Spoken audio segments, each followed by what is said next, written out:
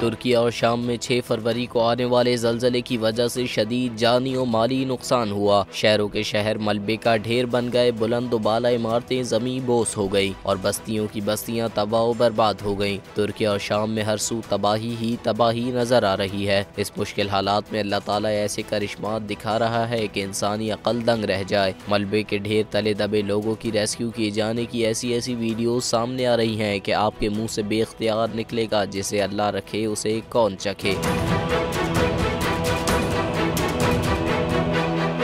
शाम और तुर्किया में कई घंटों मलबे तले दबे रहने के बाद खानदानों के खानदान जिंदा निकाले जा रहे हैं। ऐसा ही कुदरत का एक करिश्मा शाम के शहर अदलिब के नवाही गांव में देखने को मिला, जहां 40 घंटे तक एक खानदान को मलबे तले दबे रहने के बाद जिंदा निकाल लिया गया। रेस्क्यू एहलकार मशीनों की मदद से मलबे को हटाते रहे और फिर एक पूरे खानदान को मौजाती तौर पर जिंदा निकाल लिया। 40 घंटों तक मलबे तले दबे रहने के बावजूद जिंदा रहना किसी मौजे से कम नहीं। पूरे खानदान को मलबे में निकालते वक्त लोगों के हुजूम के अल्लाहु अकबर के फलक शिगाफ नारों से फिजा गूंज उठी।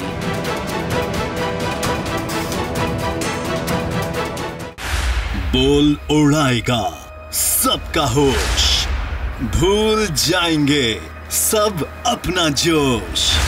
बहुत जल्द आ रहा है PSL स्पेशल ट्रांसमिशन, सिर्फ बोल न्यूज पर। सब्सक्राइब करें और बेल दबाएं ताकि कोई खबर रह न जाए।